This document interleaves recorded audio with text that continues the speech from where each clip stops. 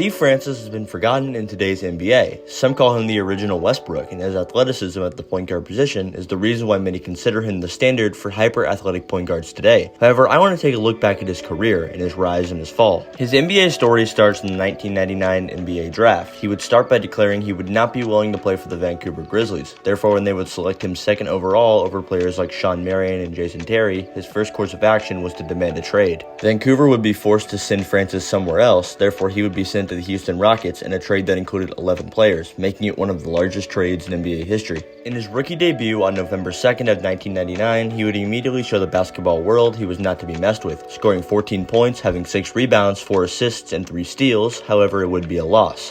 When you looked at him play, you could not help but notice the similarities between him and Allen Iverson. They were both very shifty and athletic all-around guards with a very smooth crossover. Steve Francis would end year 1 with averages of 18 points, 6.6 assists, along with 5.3 rebounds and a steal and a half. However, he was very inefficient, 44% from the field and just 34% from behind the arc. He would also split the Rookie of the Year award with number 1 overall pick Elton Brand. In year 2, Steve Francis would make the jump to nearly 20 points per game, 7 rebounds, 2 steals, along with 6.5 assists on nearly 40-40 shooting splits. He would also heavily improve his jump shot over the summer. Although he had very amazing performances, the Rockets would once again miss the playoffs with just 45 wins.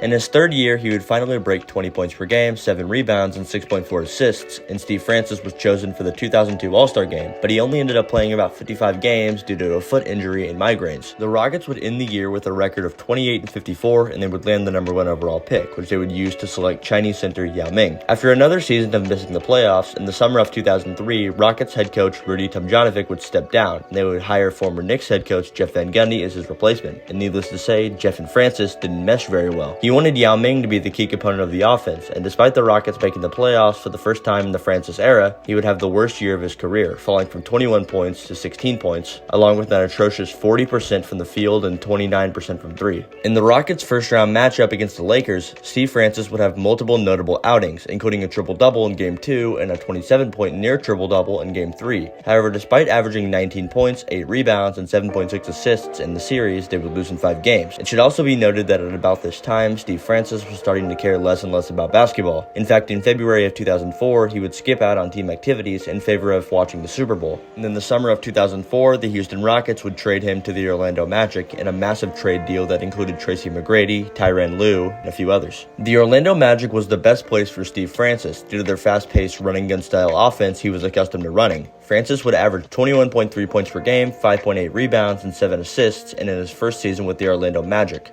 However, they would finish with a record of 36-46. In January of 2006, Steve Francis would be suspended by the Orlando Magic for 2 games due to contract detrimental to the team. And despite the Orlando Magic being adamant they were not willing to trade Steve Francis on February 5th, he would be moved 17 days later on February 22nd ahead of the February 23rd trade deadline. Steve Francis would be sent to the New York Knicks for Trevor Ariza and the expiring contract of Penny Hardaway. He would do very little with the Knicks, averaging 11 points, 3 rebounds, and 3 assists in 68 games, and the Knicks would not make it past 33 wins with him on their roster. Teams like the Dallas Mavericks and the Los Angeles Clippers would try to make deals with Steve Francis before he would decide to sign with the Houston Rockets for 2 years, $6 million on July 20th, and he would only appear in 10 games back in his return and would eventually get traded to the team who drafted him, the Grizzlies, before being waived. Amidst the 2012 NBA Finals, Jeff Van Gundy was asked about Russell Westbrook and Steve Francis. Jeff Van Gundy would remark saying, "If I had one big regret about my time coaching Steve Francis, it's that I tried to change too much too soon."